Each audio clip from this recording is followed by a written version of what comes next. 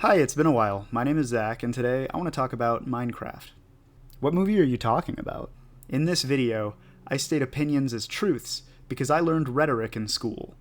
If you disagree with me, leave a hate-filled comment so I can feed on it until I resurface for the next full moon. I remember when I first convinced my parents to buy me Minecraft. I was 12, first introduced to the game by C. Nanners with his now ancient video series on the game. You can still find it if you want to go back to one of the things that kicked off the game's popularity. Yogscast too, if you want to support the British. I still remember him walking around, talking about the green exploding, stuff that's funny when you're in middle school. I guess it's still a little funny. He built this little hovel into a small hill back when there weren't really biomes. He had a ramshackle shelter underground and would just play the game. There wasn't much to do. He spent a lot of time talking to pigs, swimming around looking for coal on the sides of mountains, occasionally just wandering around at night to fight mobs. Back then, zombies dropped feathers, skeletons dropped arrows only. There wasn't much point in fighting them. He only did it because it was something to do. He came to a dungeon, harvested its mossy cobblestone, and made some golden boots that he said looked like sticks of butter. I remember thinking just how incredible this game felt. I was enthralled by its possibility. I have a rule that if I want to buy something, I'll try to wait a week to see if that feeling passes. Sometimes having is less fulfilling than wanting, right? So I waited a week, and I couldn't shake this feeling in my chest that the game gave me. Back then, my parents were terrified of the internet. They still are, but they were then, too. I don't know how I convinced them to put their credit card information online to buy me this game. It was the best $10 I ever spent. That was $10 in 2010 money, so that's like $1 billion now. I guess it was a wise purchase, since I still play it, but back then, it was beta 1.3. I remember my first update, how I logged onto a new world and spawned on a beach. The latest mob they'd just added was there. A squid was washed ashore and was dying, flashing red already. I built a bed just to see what the new item was. I remember thinking, man, beds are great, now I can live anywhere. But I sure hope they do something with these squids. When they, way down the line, added fish as mobs rather than just items, I really thought they'd make squid hunt them. It's hilarious to think that not only did they do nothing with squids, they even added a second squid that also does nothing. Alright, let's start the real video. Picture this.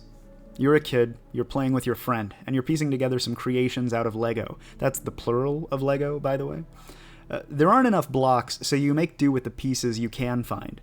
You both end up with some roughly humanoid figures. Yours has orange pieces composing one of its hands. So you say to your friend, this is a robot, and its hand is a flamethrower. Your friend thinks that's cool, and so do you. That's why you said it.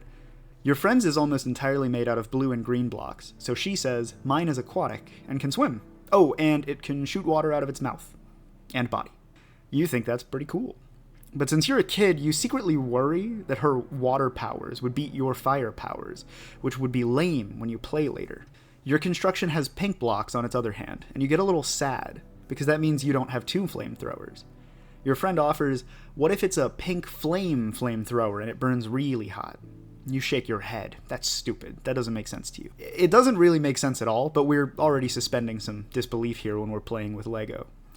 You move to redistribute some blocks, but that seems like a lot of work. Your friend tries again.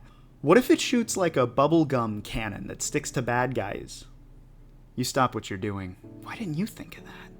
You each finish your builds by adding some way to fly onto their backs. Yours already had some red and yellow on its back, just happenstance, so you just say that it has thrusters to fly. Your friend has to add wings to hers, which also helps maintain the idea of it being amphibious, since thrusters wouldn't work underwater, in your minds. I ask you, when did the fun start? Does it start now, when you're playing with the toys? Did it start when you were building? Of course there's many types of fun, but I believe that there was a type of fun being had in the purely imaginative creation space that I just described. I believe that the engagement started when you put something together with your limited resources and tried to justify its existence to yourself. In that moment, you are both artist and audience. Your mind generates explanations and justification, and your mind then dismisses or accepts them based on their lameness or coolness. And I think that's exciting. I think it's exciting to be your own audience member, trapped inside your meaty mind computer that's dazzling you with its thoughts that you can criticize. I think the experience is heightened when you're playing with your friend, not just because it's another mind to bounce ideas off. It allows your internal critic and creator to have another critic and another creator. Your friend's critic might like your mind's creator more than your mind's critic does. Wow, I'm already confused. This gets complex, as your critic and your friend's critic both shape the creators, who then respond in kind and are constantly now in exchange with each other all around. Let's play pretend again. You're a grown adult at work. I said to play pretend here. You aren't very busy, so you spend the day texting with your spouse, again, pretend here, about a date night you've both planned. You discuss the food you'll have, the events you'll go to, the reservations you've made, normal date stuff, ask your parents. It's fun. You're having fun purely ideating the activities you'll be having later. You're having that same, or certainly at least very similar, liminal fun. Then you come home, and you don't do anything. No date, nothing. You both just do your normal thing instead. After all, you already had fun planning. You don't actually need to have any more fun doing this stuff. I ask, wouldn't that ruin the previous fun? I don't mean that it would be lame to do nothing rather than something you planned. That's obvious. No, I mean to ask, would it additionally prevent you from having fun in the creation process? The day you spent planning, you're not really looking forward to the executive fun of fulfillment, are you? Conversely, building with Legos, there I said it both ways for you, is fun because you used them. You can remember the process of building and enjoy it dependently because you then attach those thoughts with the executive fun you had later. I assume this is what dads like about mowing the lawn. Surely as they mow, they're experiencing the liminal fun of accomplishing a task, they're imagining the finished yard, how clean it'll look, and they're excited by the idea of the product. If a genie were to appear suddenly, just as they'd finished mowing, and return the yard to its unmowed state, surely the dad would retroactively decide the mowing process was terrible. Hey, so I just asked my dad this question, and he absolutely demolished my argument, just to throw a thrashing, really. He said, no, actually, I do like mowing lawns, even if it didn't accomplish anything. He says it's like playing in a pool. You're not really doing anything, you're just moving around. It's fun in itself. I'm gonna leave this in, so you can think about it, but I would be remiss to ignore that my dad has completely obliterated my hypothesis there. Maybe I'm just overanalyzing. I should really visit more. But I propose that this is one way to classify fun. There are many ways to describe fun, of course, but I'd need to ask the fun police about that. Hey, honey. Oh! Here, I'm distinguishing between the fun of anticipating something from the fun of executing those plans. That is, there's a liminal fun, a transitory fun, that occurs between the fun of doing things. This anticipatory fun exists in the idea space when you're generating an activity. Maybe. I'm not a psychologist or a philosopher. Well, actually, I'm not a psychologist. But philosopher is not a protected title in my jurisdiction, so I'm legally permitted to claim that I am one, as it turns out.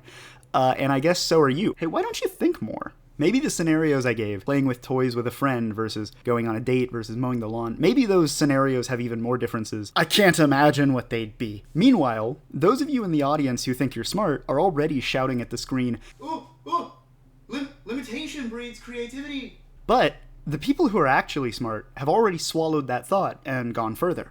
Let me join them now in saying that it's more precise to say that this is the mechanism that causes creativity when you're given limitations. It's fun to create. Limitations force you to create for longer. Would you have more fun by having more blocks? Or by having more money to plan your date? Or by having an unusual lawn layout? Well, gophers can help with that last one. Well, and maybe the second one? Surely, more blocks would let you make more things, but if you had more blocks, you wouldn't have ended up with the bubblegum cannon, and that's pretty rad. Your friend seems to have all the blocks she needed, and she had a great time. Could it be that the same amount of fun would be had, but of a different kind? Less imaginative fun in the building process, but more of the kind of fun you have actually playing. And which of those types of fun is more memorable? Do you get more mileage out of one of the types of fun? Out of the memories of your past creating, or of your past doing? There's fun in the gaps. That the fun of creation requires you to have resources and then use those resources to create something. Maybe my idea of what could be done with the squid is more fun than anything they could actually implement. Why do I even need to talk about the squid at all? What's my attachment to it? I understand its attachment to me is because of its various tentacled suckers. I thought it'd be cool for squid to hunt fish. But I didn't just think about it, I said it too. Other people shared their thoughts on Minecraft Squid with me. Why do I feel a need to talk about the ways that squid could do something? Why do I want a game developer to implement something that already exists in my head? Validation? I wouldn't even get that. Well, because the liminal fun I have from thinking about possible Squid implementations is demanding the satisfaction of executive fun. Sorry, I'm giggling at possible Squid implementations. That's just a phrase I didn't think I'd ever say in my life. I'm watching a show right now. It has some good and some bad to it, even though its second season is completely terrible.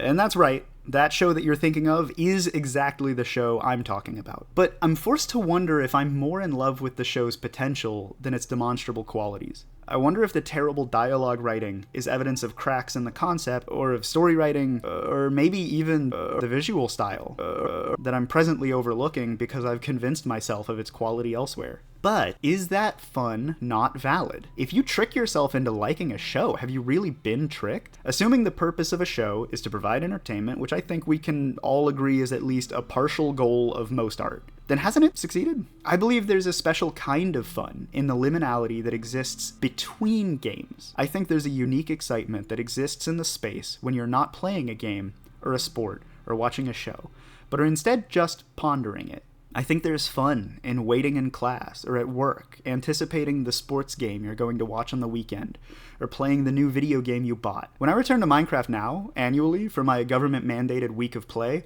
I have a different kind of fun. I have so much fun with all the many toys in the game. Now that you can breed animals, I do that. Now that you can farm more than just wheat, I do that. Now that you can fly, I tell myself that I'll do that, but I always get bored way before I can.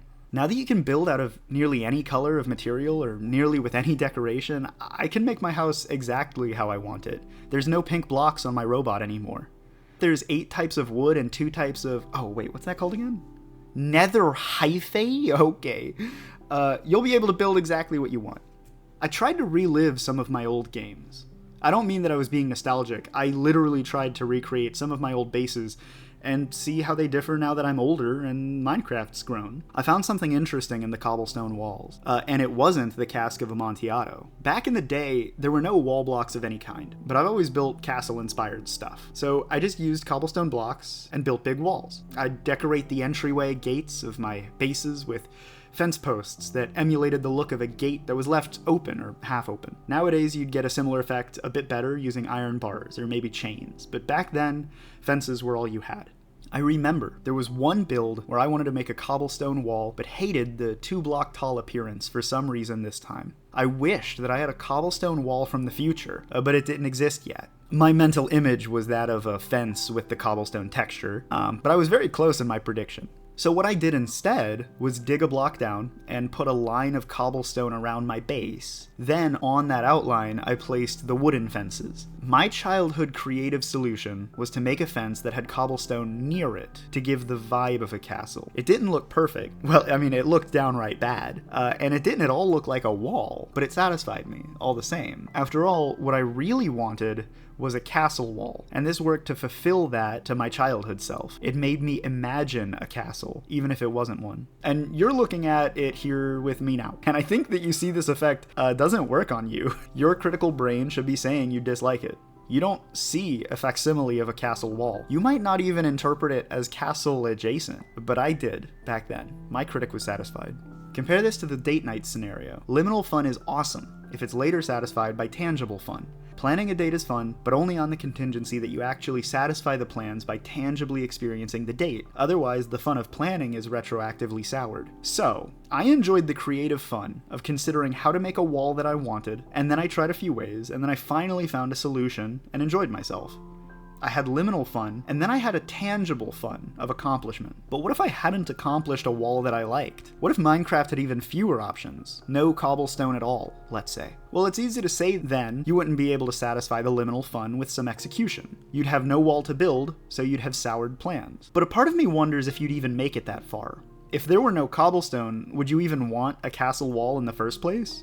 You might not even realize that's a thing you want. You can't be too limited. Otherwise, there's no creation at all. You get the end from before its overhaul. The additions made to that part of the game when it updated didn't reduce fun, they made fun possible. But there's a missing beauty in the missing content of old Minecraft. I remember part of my love for the game coming from the liminal fun occurring while I was playing. which is a feeling I so rarely get nowadays. I really only get it from tabletop games now, or like board games sometimes. Games that force you to imagine things beyond what's in front of you.